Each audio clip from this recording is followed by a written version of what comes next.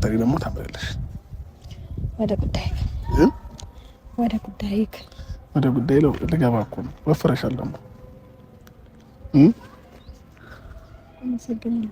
የምሬን ነው። እውነት አልወፈረችም። ቤተሰብ በመጀመሪያ ደረጃ ያው ወደ ውጭ ሄዳለሁ ምናምን ነገር የምትይውን ነገር እንድታቆሚው እፈልጋለሁኝ።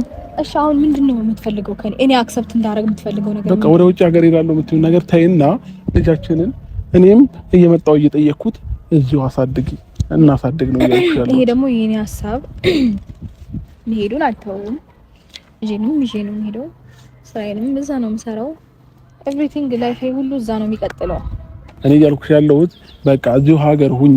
መኖር ከፈለግሽ እኔ የምኖርበት የነበረውን ቤት እለቅልሻለሁኝ፣ ትቼ እወጣለሁኝ። እዛ ቤት ውስጥ መኖር ትችያለሽ። ቁልፍ ሰጥሻለሁ። ፋይናሊ ተጠናቋል ማለት ነው የኔ ውዶች፣ የኔ ሸኳጎች ማለት ነው።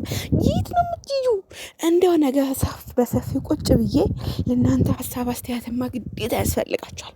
መኮርኮም አለባችሁ 2000 ነው ማለት ነው። አብርሽንም ቢሆን አንቺን ብትሆኝ መኮርኮም ልጅ ቤት እሰጥሻለሁ። በቃ ወደ ሸገር ሊሄዱ ነው አይደለ? አሁን ወደ ሸገር ልትሄዱ ነው። ስለዚህ እናንተ እኔ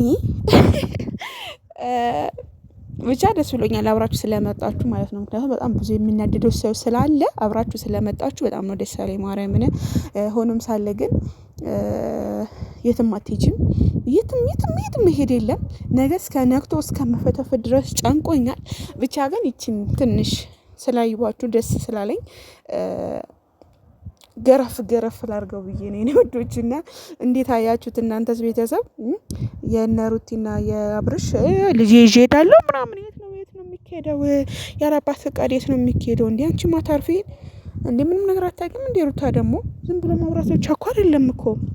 ኦዲየንስ ምን ይለኛል፣ እንዴት ነው የሚሆነው ምናምን የሚለው ነገር ደግሞ ማገናዘብ አለብሽ እንዴ። ጉድ እኮ ነው ቤተሰብ። እንዴት ነው የሚያዩን ግን? እንዴት ነው የምታዩን? አልገባኝም። ለማንኛውም ይጣፍጥላችሁ። ነገ እስከሚነጋ ቸኩያለሁ እላችኋለሁ ቤተሰቦቼ።